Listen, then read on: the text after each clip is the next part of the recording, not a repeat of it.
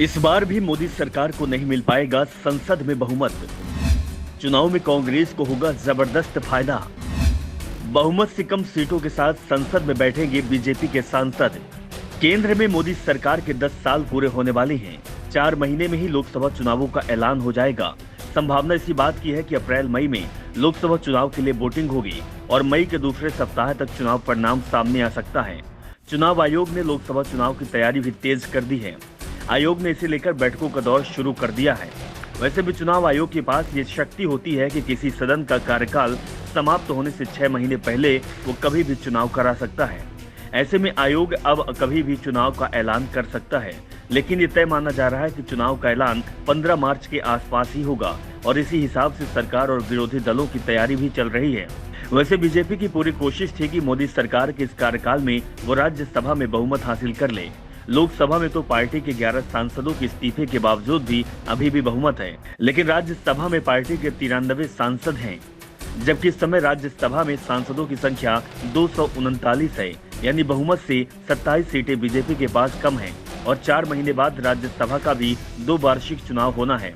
राज्यसभा के 56 सदस्य रिटायर्ड हो चुके हैं और इसमें से आधे से ज्यादा यानी कि 30 सांसद बीजेपी के ही हैं, लेकिन ये भी साफ है कि बीजेपी को इतनी ही सीटें मिल भी जाएंगी और इसके सदस्यों की संख्या 93 के करीब ही बनी रहेगी, पर बहुमत से फिर भी दूर ही रहेगी। ऐसे में पार्टी को सहयोगी दलों पर भी निर्भर रहना होगा, यानी मोदी सरकार इस कार्यकाल में राज्यसभा में बहुमत हासिल नहीं कर सकेगी।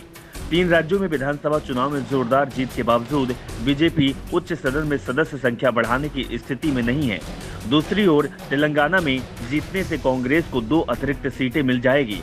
राज्यसभा की स्थिति: पार्टी सांसद Bhajpa 93, Congress 30, TMC 13, AAP 10, DMK 10, BJD 9, YSRCP 9, VRS 7, राजद 6, सीपीएम 5, जेडीयू 5 सदस्य हैं। इसके अलावा अन्ना मुद्रक 4, एनसीपी 4, निर्दलीय 3, सपा 4, शिवसेना 3, सीपीआई 2, झामुगो 2, Asom Gana Parishad 1, Basapa 1, Indian Union Muslim League 1, JDS 1, Kerala Congress MK 1, MDM 1, Mizo National Front के 1, नेशनल पीपुल्स पार्टी के 1, पीएमके के 1, आरएलडी के 1, आरपीआई के 1, सिक्किम डेमोक्रेटिक फ्रंट के 1, तमिल मनीला कांग्रेस के 1, तेलुगु देशम पार्टी के 1, यूपीपी के 1 और 5 नॉमिनेटेड मेंबर मिलाकर 42 सदस्य हैं। विधानसभा चुनावों में बीजेपी को सबसे बड़ी जीत मध्य प्रदेश में मिली है। मध्य प्रदेश में राज्यसभा की 11 सीटें और इस बार 5 सीटों पर चुनाव होना है। इसमें से 4 सीट बीजेपी को मिलना तय माना जा रहा है, क्योंकि एक सीट जीतने के लिए 39 वोटों की जरूरत पड़ेगी।